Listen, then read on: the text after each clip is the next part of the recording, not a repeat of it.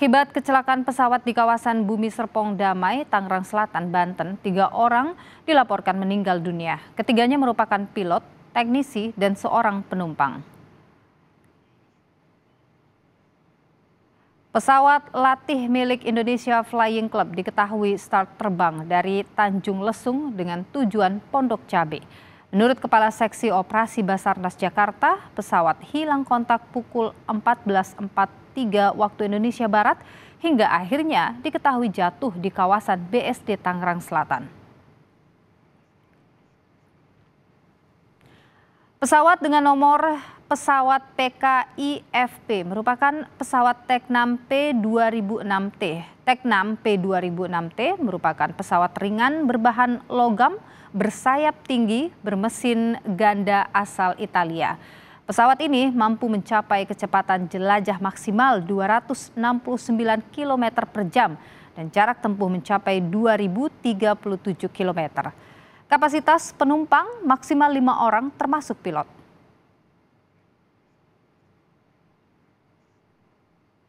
Seperti apa perkembangan terbaru dari jatuhnya pesawat di kawasan BSD Tangerang Selatan? Kita bergabung. Kita tanyakan pada 2 jurnalis Kompas TV, ada Gracia Adur dan juga ada Dipo Nurbahagia, saudara. Kita langsung menuju ke Gracia terlebih dahulu. Gracia, apakah sudah ada informasi yang Anda dapatkan dugaan sementara dari penyebab kecelakaan ini?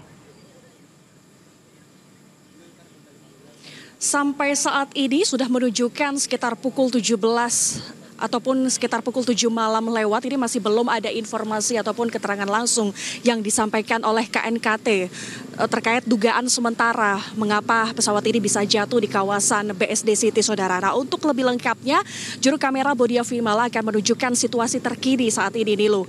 Nilu, kalau yang Anda lihat di layar kaca, saat ini petugas dari KNKT ini masih melakukan proses identifikasi terhadap sisa dari badan pesawat akibat jatuhnya pesawat yang terjadi pada pukul 13.30 waktu Indonesia Barat pada siang tadi di kawasan BSD, saudara. Nah, proses identifikasi ini tujuannya adalah untuk mengetahui bagaimana dugaan sementara dari penyebab kecelakaan pesawat yang terjadi pada siang tadi, saudara.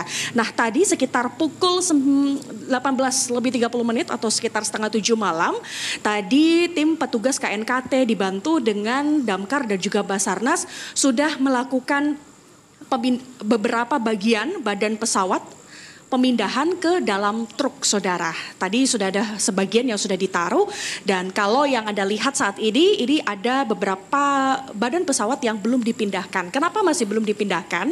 Karena di bagian badan pesawat ini adalah bagian black box, sehingga ini yang masih perlu diidentifikasi oleh tim KNKT untuk lebih berhati-hati untuk melakukan pemindahan badan pesawat karena di bagian tersebut ada black box-nya seperti itu.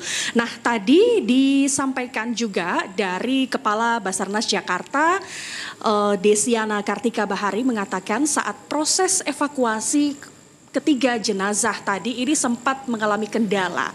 Kendalanya adalah karena dua jenazah yang berada di badan pesawat ini terjepit seperti itu, sehingga tadi proses evakuasi para jenazah ini berlangsung selama kurang lebih 4 jam seperti itu karena harus berhati-hati. Dan selanjutnya ketiga jenazah ini kemudian sudah dibawa oleh petugas ke Rumah Sakit Polri Kramat Jati, saudara. Nah, tadi kami juga sempat bertanya ke beberapa saksi yang melihat langsung seperti apa kronologi dari kejadian. Informasi sementara yang kami dapatkan dari para saksi ini mengatakan bahwa kejadian ini terjadi pukul 13.30 waktu Indonesia Barat. Nah, pada saat itu ada satu saksi ini mendengar suara benturan seperti itu, tapi tidak terjadi adanya ledakan ataupun tidak timbul adanya percikan api di badan pesawat seperti itu. Dan tadi di lokasi juga para saksi ini melihat bahwa ada korban yang ini terlempar dari pesawat seperti itu, sehingga ada 2 korban yang masih berada di badan pesawat. Ini kemudian tindakan dari para saksi adalah langsung menghubungi petugas keamanan setempat seperti dari petugas kepolisian dari Polres Tangerang Selatan dan juga dari Damkar ataupun Basarnas seperti itu. Nah, fokus tadi juga disampaikan bahwa saat kejadian jatuhnya pesawat ini kondisinya adalah hujan lebat seperti itu. Sehingga ini yang masih dicari tahu oleh kami semua, oleh para jurnalis dari KNKT juga, apakah karena cuaca lebat ini bisa menjadi penyebab ataupun dugaan sementara jatuhnya pesawat ini. Nah, sampai saat ini Dilu dan juga saudara, ini kami juga masih menunggu keterangan dari KNKT karena kami juga tidak boleh melebihi garis polisi karena di belakang saya ini masih berlangsung proses identifikasinya. Nanti rencananya kemungkinan proses identifikasi kemudian pemindahan badan pesawat ini akan selesai pada malam hari ini. Kita akan tunggu bersama seperti apa kronologi dan juga dugaan sementara dari KNKT ini. Nanti informasinya bahwa badan-badan pesawat ataupun puing-puing pesawat ini akan dibawa ke KNKT untuk dilanjutkan proses identifikasinya, Nilo. Baik, Gracia Adur, sekarang para korban sudah dibawa ke Rumah Sakit Kramat Jati, Jakarta. Saya akan menuju ke jurnalis Kompas TV Dipo Nurbahagia yang ada di Rumah Sakit Polri Kramat Jati. Dipo, apakah keluarga korban ini sudah tiba di rumah sakit? Termasuk juga soal kepulangan korban ini, sudah adakah informasi kapan mereka akan dipulangkan?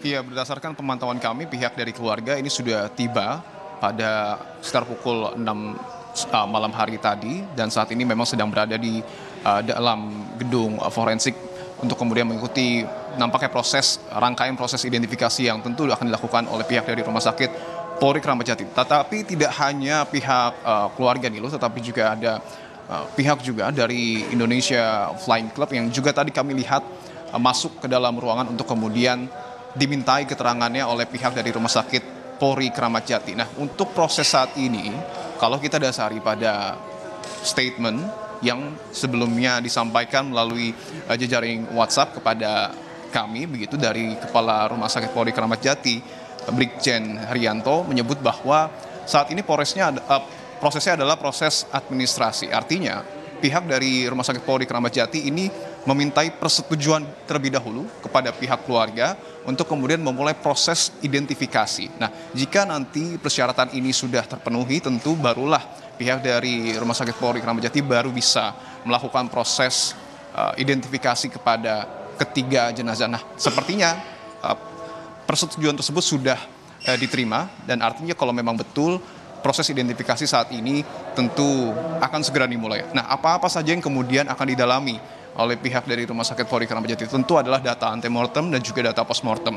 Data antemortem yang kita tahu adalah data terkait dengan kondisi korban sebelum meninggal dunia, yang tentu ini akan diklarifikasi secara langsung kepada pihak keluarga. Misalnya seperti pakaian, kemudian juga mungkin saja golongan darah ataupun sampel DNA dari pihak keluarga nanti akan diminta untuk kemudian dicocokkan dari ketiga jenazah begitu. Nah, sementara itu nanti juga akan dikomparasikan data antemortem ini dengan data postmortem ataupun kondisi jenazah pada saat setelah meninggal dunia. Ini kemudian data yang akan diperlukan oleh pihak dari Rumah Sakit Polri Kramat Jati untuk memastikan siapa-siapa saja ataupun mengidentifikasi ketiga jenazah yang saat ini sudah berada di Rumah Sakit Polri Kramat Jati ini loh.